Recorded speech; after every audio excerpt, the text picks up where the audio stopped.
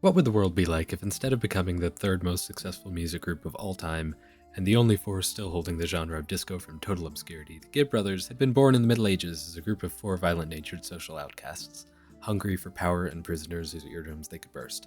Well, we're about to find out in Going Medieval. I'm going to be playing on the standard game mode with a hard difficulty, and for our starting conditions, I am picking a new life.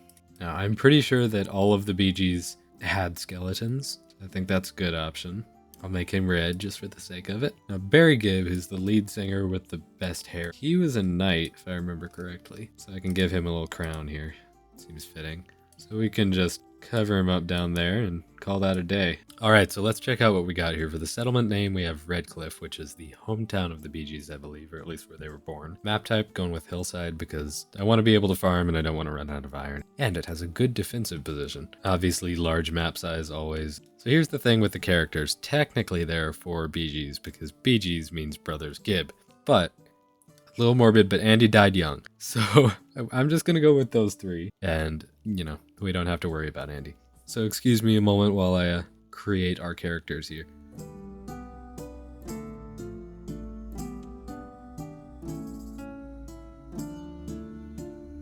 Alright, so I've done my character customization. We've got Barry, he had awesome hair. I mean, unfortunately the hair options are kind of limited in this game, so Barry and Robin basically look the same, but he has awesome hair, pretty solid facial hair. Awesome dude all around. Got Robin, good guy.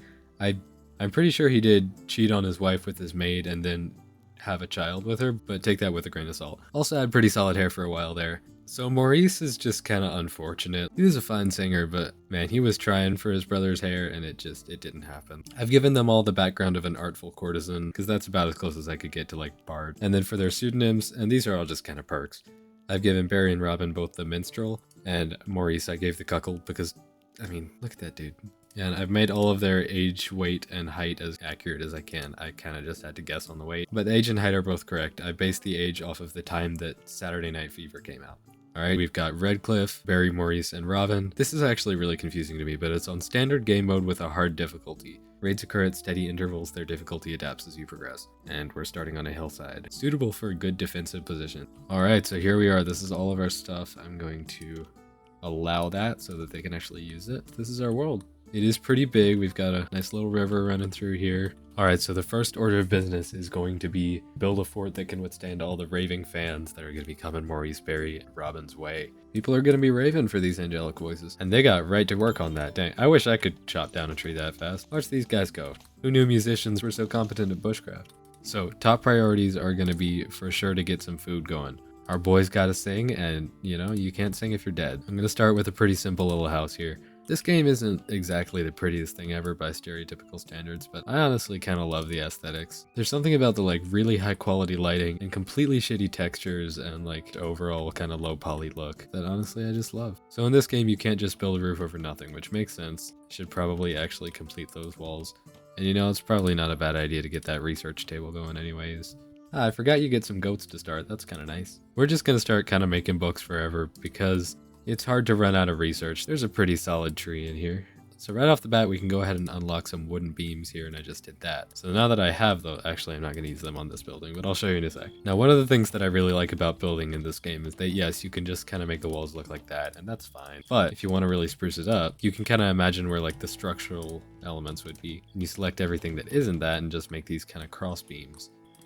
That gets it looking real nice. Just look at him go. So my general plan here is that I'm going to make sort of a village. At first, all of our darling boys are probably going to be sleeping right next to each other. They're brothers, it's okay, they're probably used to it. But I will not make people of such talent do that for long. I'm going to prioritize unlocking some beds. And because he has the best hair, I'm thinking Barry's going to be the top of the food chain in the Gibb Brother environment. And Maurice obviously is going to be the bottom. So a really major element of this game is that you have to have storage. See, if I come over here and I click on stuff that's just lying on the ground like these sticks, it says it decomposes in 1 year and 34 days. Got plenty of time on that. If I came over in here and looked at these seeds, it decomposes in 41 days. Look at this linen, it decomposes in 32 days. These books, only 15 days. So if we look at the debuffs here, you can see that the only one that's really affecting us right now is that it's on the ground. If it were raining, it would be ×2. If it were in water, it would be ×4. But for perishable things like this cabbage, there's another element. So this stuff can actually rot, and that's only 3 days away. You really got to be aware of that. And the only real way to stop that, I mean, if we got it off the ground, that would help a lot. But pretty much you have to build this underground sort of refrigerator room, like a wine cellar. You got to build a cellar to keep it cold. And so we got to get on that pretty fast. And so that's going to be pretty much the first order of business here. Because now they've all got their rooms and we still have enough food to last us a while. I guess before I do that, I should go ahead and build a roof here. And I'll go ahead and tell them to start digging out some underground storage here.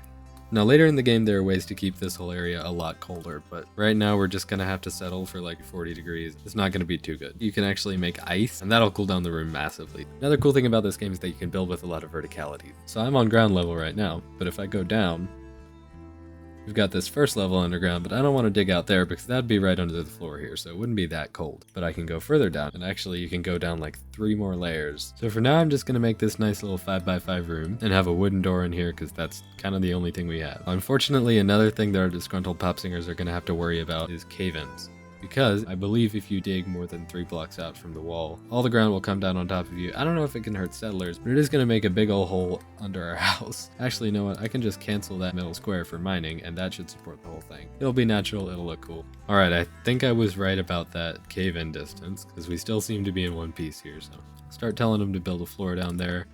And I think we're actually out of wood, so they can keep chopping down the forest over here.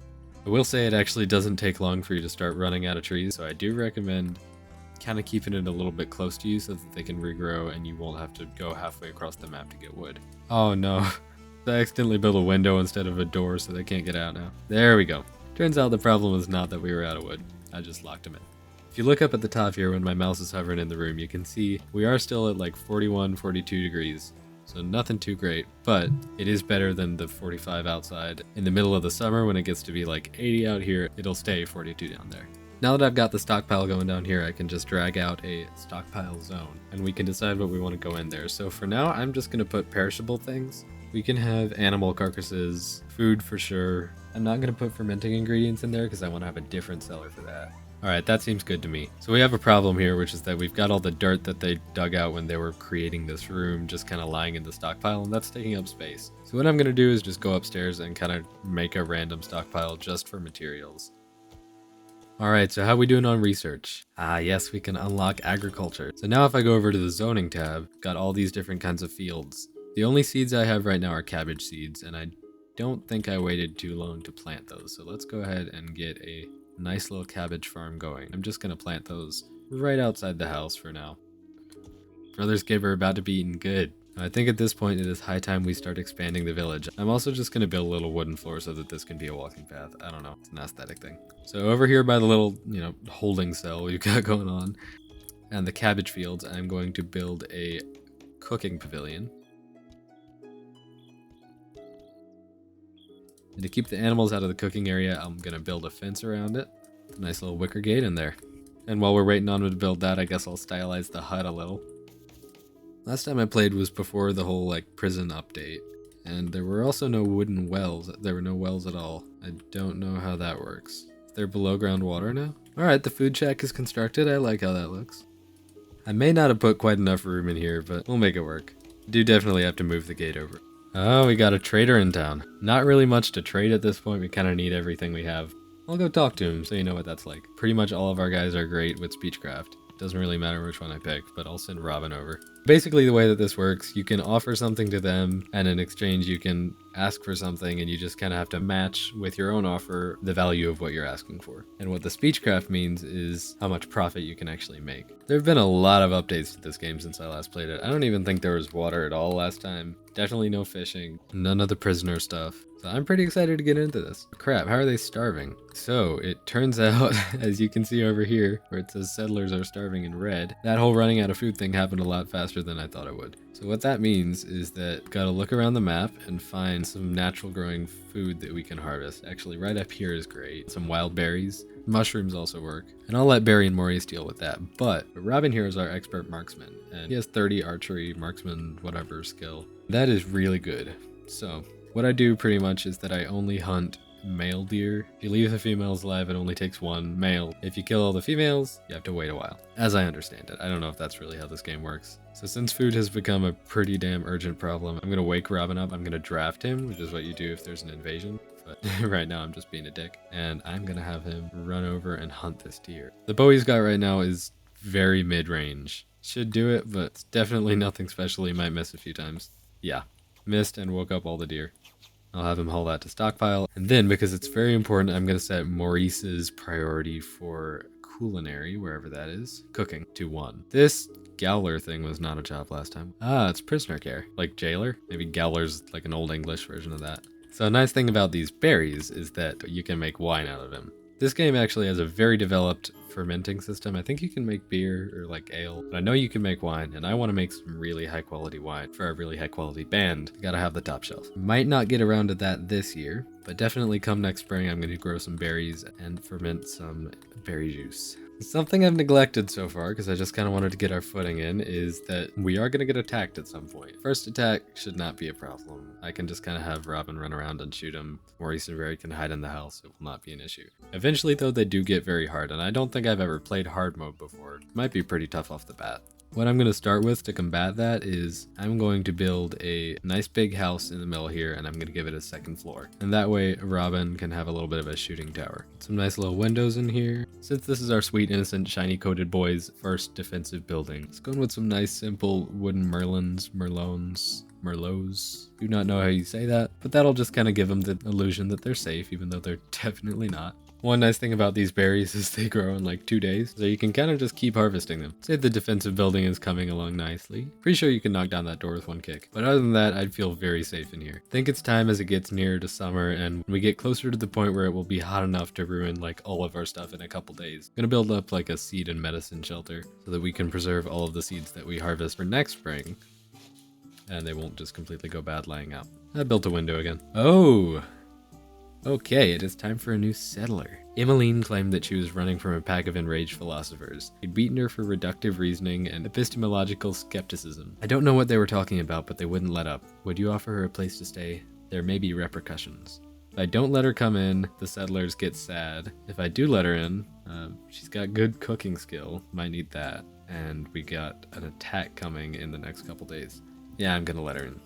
Seems like the Gibb brothers thing to do. Plus, she can be a servant now. Okay, so she's wounded. She's got a minor laceration on her arm, a bruised chest. Oh, yeah, one very important thing. You need to set all of these first 4 priorities to 1. You never want them to ignore firefighting because there's cooking to be done. Always want your settlers to be ready to be tended to, also very important. Also to convalesce, which is just like sitting around and healing, but takes ages if you don't let them do that. We only get a day before the search party gets here, so better get ready. Guess even though our marksman skill is pretty crap, I'll let her pick up the short bow. And since Maurice is going to be our biggest fighter for a while, I'll give him the gambeson, which is just like kind of crappy armor.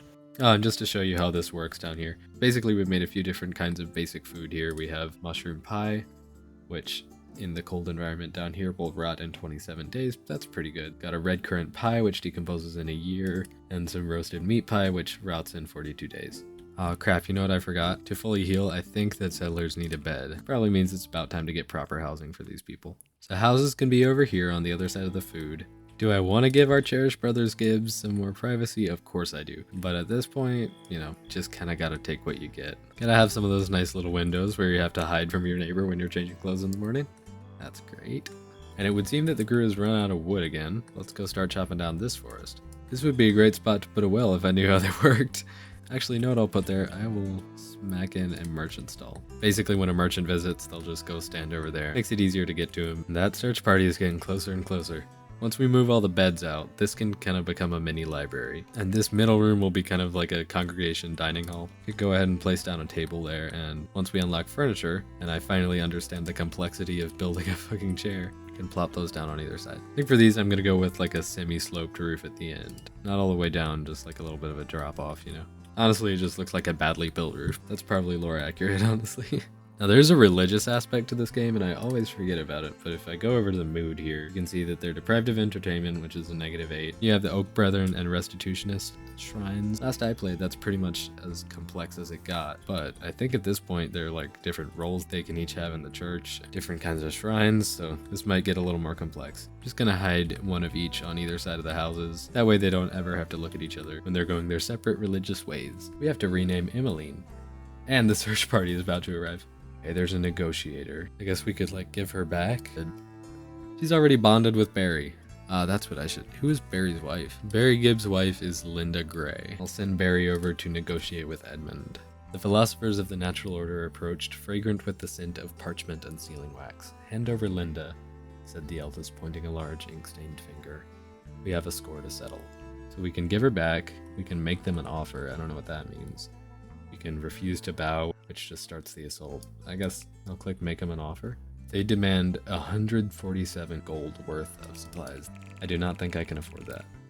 Okay, I could, but it would not be a good deal on my part. No, you're gonna have to send someone in. So in 15 hours, they attack. It said there were 3 marauders and 1 archer. That means I can probably just pick them off from up on our little post there.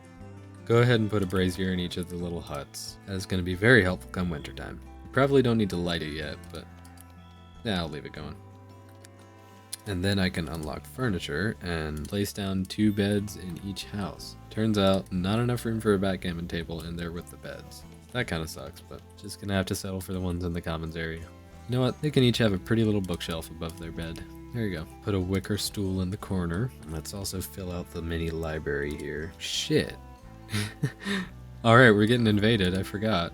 Alright, that surprised me. We've got 3 hours. Guess I gotta take up some posts here. First, let's draft the archers. They're gonna take up their positions upstairs. Here's the thing. I really don't want to get into melee right now, because basically if our villagers get hurt, then I have to wait for them to heal afterward, and during that time they aren't going to be doing much helpful. And I don't want to deal with that, so I'm just going to hide them out downstairs, and with that I'm as ready as I'm going to be. Basically, my standing here is if I have to lose someone, I'm going to sacrifice Linda. No offense, but I can't lose one of the Gibbs. What direction are they coming from? So what I'm worried about here is once they get to the village, they're going to start breaking stuff. There's pretty much nothing here I can't repair, but if they do end up like starting to attack over behind here, I'm gonna have to bring out the melee people and distract them so that we actually have a shot from the archers.